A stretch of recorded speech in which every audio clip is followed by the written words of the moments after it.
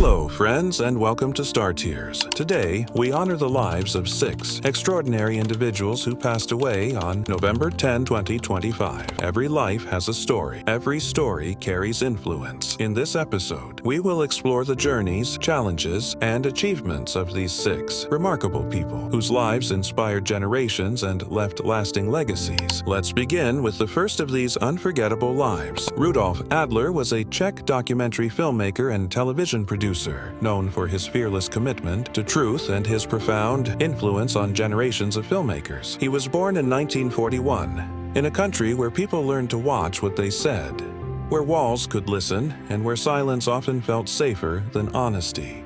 His childhood memories were filled with quiet conversations, cautious glances, and the unspoken understanding that reality was not something you talked about freely. But Rudolf had a different instinct. He wanted to see and to show. In his early 20s, he discovered the camera. It wasn't just a tool, it was a key. Through the lens, he could freeze a moment before it was censored, capture an emotion before it was suppressed. The world around him was full of staged speeches and official truths, but Rudolf's camera looked in the opposite direction, at workers on night shifts, at musicians denied permission to perform, at people whispering hopes they couldn't say aloud. He believed that documentary filmmaking wasn't about making something beautiful. It was about making something real. At Czech television, where he later worked, scripts were reviewed, language was monitored, and every sentence had to be safe. Many of Rudolf's colleagues adjusted, choosing convenience over conflict. Rudolf did not. He didn't fight with censors directly. He simply refused to stop seeing. If he couldn't say the truth in dialogue, he showed it in silence. A worker's hands shaking from exhaustion.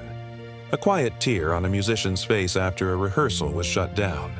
A long pause on a politician's expression when words no longer convinced. He told his team, "Power is afraid of images. Images don't apologize." Rudolf's films were not propaganda. They were mirrors. During the 1970s and early 1980s, the pressure grew stronger. Colleagues warned him, "Don't push too far. Be careful." But Rudolf always responded with the same calm certainty. "If I stop telling the truth, I stop being a filmmaker." Then came 1989. The Velvet Revolution shook the streets of Prague. Students marched, bells rang, crowds gathered. The government that controlled reality for decades began to crumble. Rudolf did what he always did. He documented. He filmed faces, not speeches. He didn't chase leaders. He followed the people. An old woman clutching a candle. A student trembling as he raised a sign. A crowd whispering freedom before daring to shout it. In classrooms, he carried rolls of film like relics of a sacred truth. He would unroll a strip, hold it to the window, and let the sunlight shine through the images. "Look," he told his students, "film is made of light, and truth always seeks light." He didn't raise his voice. He didn't force authority. He guided with patience and gentleness, the kind that comes from a life spent choosing integrity over convenience. On November 10, 2025, Rudolf Adler passed away at the age of 84. Abhinay Kinger was an Indian actor and dubbing artist. Abhinay Kinger was born on June 20, 1981, into a world surrounded by film sets, scripts, and the sound of rolling cameras. His mother, T.P. Radamani, was a respected South Indian actress who worked in Malayalam and Tamil cinema. While other children played on school playgrounds, Abhinay spent hours backstage, watching actors rehearse and directors shape stories. The film industry became his second home long before he ever stepped in front of a camera. Growing up, he developed a deep curiosity about acting. He watched his mother transform into different characters and understood how powerful storytelling could be. Even then, Abhinay believed acting was not only a career, it was a craft. He studied scripts, practiced expressions in front of mirrors, and imagined himself in different roles. Those early years shaped his dream. He wanted to become an actor, just like his mother. In 2002, that dream became reality. Abhinay made his film debut in the Tamil movie, Thuluvathu Ilamai, directed by Selvaragavan. The film went on to become a breakthrough hit and is now considered a cult classic. The cast included actors who later became major stars in Tamil cinema, and Abhinay's performance caught attention. He played a dynamic, energetic character, and he handled the role with confidence and ease. For a newcomer, it was a strong debut. After Tuluvadu Ilamai, he appeared in a few more projects. He also worked in voice dubbing for films, a role that required precision, timing, and vocal control, skills he handled well. People who worked with him described him as focused, disciplined, and humble.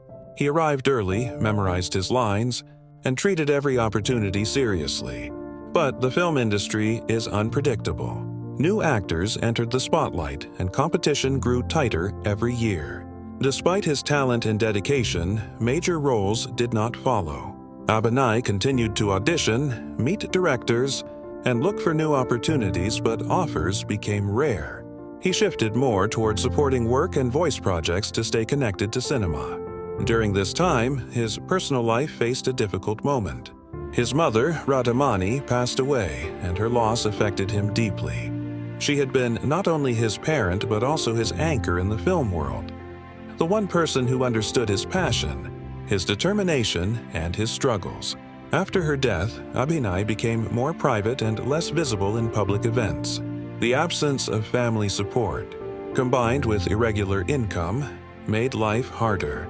In the following years, Abhinay began dealing with serious health issues, particularly related to his liver. Medical expenses were high, and without steady work, managing treatment became increasingly difficult. Despite his health problems, he continued trying to build a stable career in film and dubbing. On November 10, 2025, Abhinay Kinger passed away at the age of 44.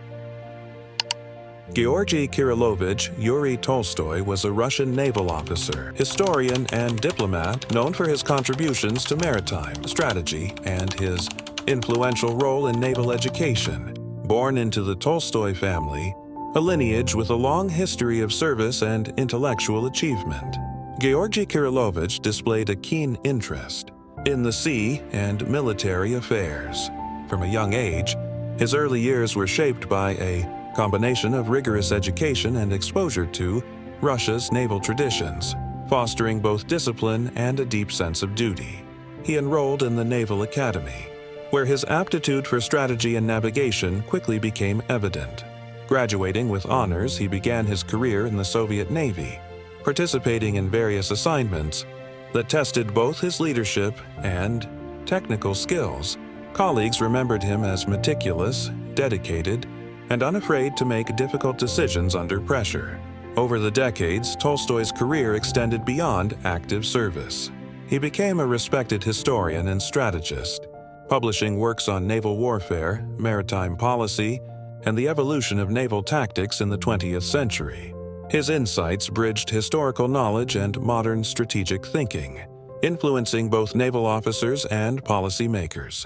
In addition to his scholarly contributions, Georgy Kirilovich played a role in diplomacy, representing Russian naval interests in international forums and fostering cooperation on maritime safety and strategy.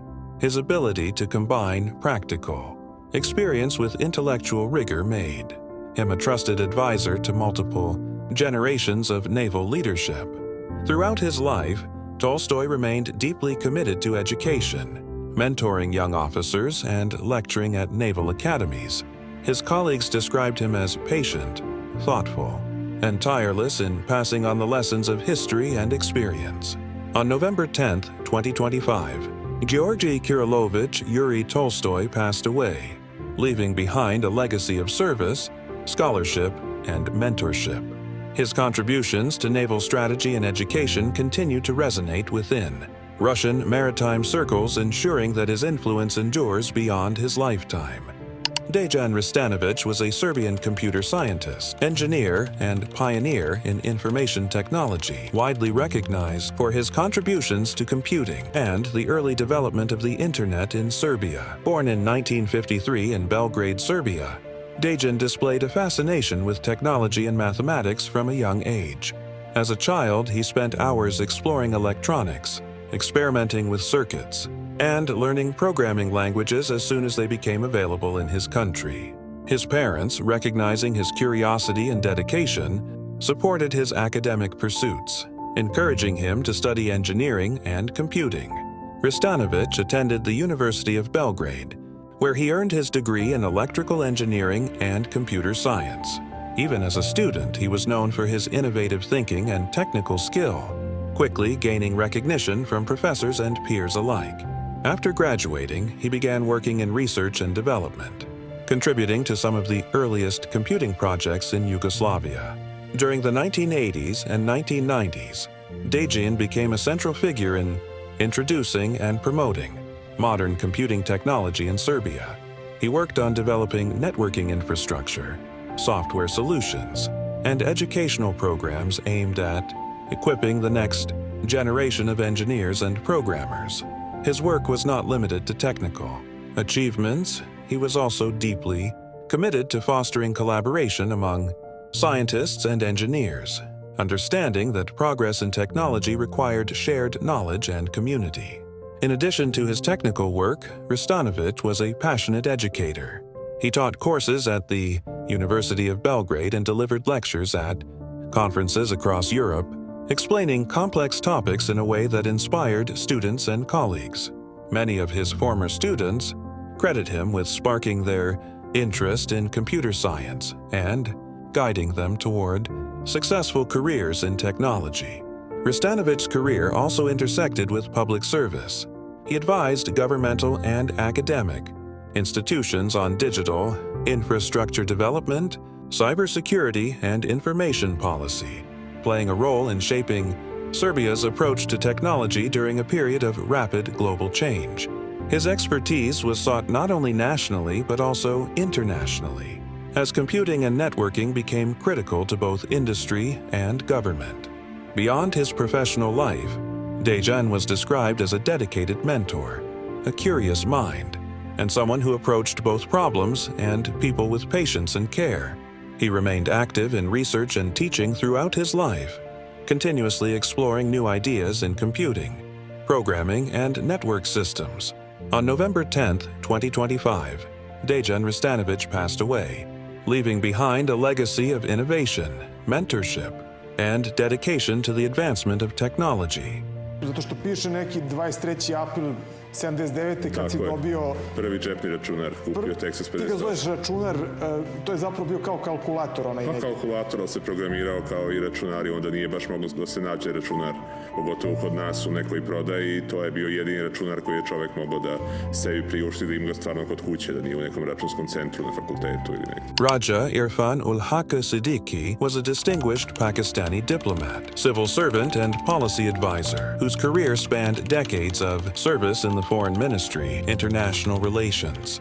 Born in 1955 in Pakistan, Siddiqui grew up in a family that valued public service, education, and civic responsibility. From a young age, he showed an exceptional interest in history, politics, and international affairs. He was known for his curiosity, analytical mind, and ability to understand complex geopolitical issues even as a student. These traits would later define his career in diplomacy. He pursued his higher education at Punjab University, where he earned a degree in political science and international relations. Recognizing his talent, mentors encouraged him to join Pakistan's civil service, and he subsequently entered the Foreign Service of Pakistan, embarking on a career that would span multiple decades and continents. Early in his career, Siddiqui was posted to various embassies and consulates around the world, gaining first-hand experience in diplomacy, negotiation, and international protocol. His work included managing bilateral relations, facilitating trade agreements, and representing Pakistan at international conferences. He quickly earned a reputation as a meticulous, reliable, and insightful diplomat. Senior colleagues often described him as someone who combined patience with strategic vision, able to navigate complex negotiations without compromising principles. Throughout his career, Raja Irfan-ul-Haque took on increasingly significant roles. He was involved in high-level negotiations with foreign governments, often serving as the point person for sensitive discussions involving trade. security, and regional cooperation. His expertise extended to crisis management, where his calm demeanor and problem-solving skills proved invaluable during tense international situations. These assignments required not only knowledge of policy but also an understanding of cultural nuances and human behavior, qualities Siddiqui mastered over years of experience. In addition to his practical work in diplomacy, Siddiqui was deeply committed to education and mentorship. He frequently lectured at Pakistan's National Institute of Publics, Administration, and other institutions for civil servants, sharing insights on international relations, negotiation strategies, and the evolving global political landscape. Many young diplomats credited him with guiding their careers and instilling in them the importance of integrity, preparation, and empathy in foreign service. Siddiqui also contributed to the development of Pakistan's foreign policy frameworks. His input helped shape strategies for engagement with neighboring countries, international organizations, and emerging global powers. On November 10, 2025, Raja Irfan-ul-Haque Siddiqui passed away, leaving behind a remarkable legacy of public service, diplomacy, and mentorship. Jonathan Pienaar was a South African actor, comedian, and writer, widely recognized for his versatility in theater, film, and television. Born in 1962 in South Africa, Jonathan Pienaar grew up during a time of profound social and political change in the country. From a young age, he exhibited a natural talent for performance, often entertaining family and friends with impersonations and sketches. His early exposure to storytelling and the performing arts laid the foundation for a career in acting and comedy. Pienaar pursued formal training in drama, attending notable acting schools where he honed his skills in stagecraft, improvisation, and character development. His dedication to the craft quickly set him apart from his peers, and he began performing in theater productions while still in his early 20s. His stage presence, timing, and ability to inhabit a wide range of characters earned him critical acclaim. Over the years, Jonathan expanded his career into film and television. He appeared in numerous South African productions, bringing depth, humor, and authenticity to every role. His performances ranged from dramatic characters in socially conscious films to comedic roles that showcased his sharp wit and impeccable timing. Audiences admired his ability to transition seamlessly between genres, making him one of the most respected actors in the South African entertainment industry. In addition to acting, Pienaar was a talented writer and comedian. He contributed to scripts, performed stand-up routines, and engaged in projects that highlighted both his humor and his keen observations on society. His work often reflected a deep understanding of South African culture and history, blending satire with empathy and insight. Jonathan's commitment to his craft extended beyond the stage and screen. He mentored young actors, offering guidance and encouragement to those entering the challenging world of performance.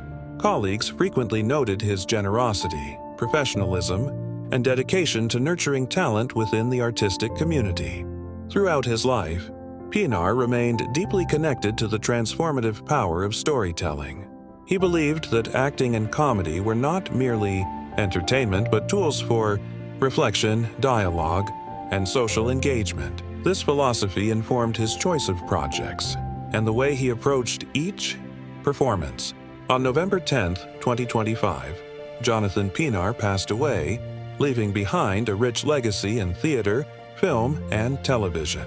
His work continues to inspire aspiring performers, and his influence on South African arts remains significant. Pienaar's career exemplifies the power of versatility, dedication, and the ability to touch audiences through both laughter and thought-provoking performances. It's Joburg. And I smashed my 6 sleeping tablets, and I've got 2 packets of Nicorette in my cheek, my little shawl to crawl on. So the takeoff is really nice. And as we're finishing the takeoff, I hear 2 women behind me are talking, and the voices are very clear, rather loud. They're lovely. But very Afrikaans, which accent. But in every Afrikaans accents. And the one lady is saying to the other lady, so you live in Rudolf, live there in for a while and such between. Take care of yourself and your loved ones. Thank you for watching. Subscribe to our channel. Many more stories await.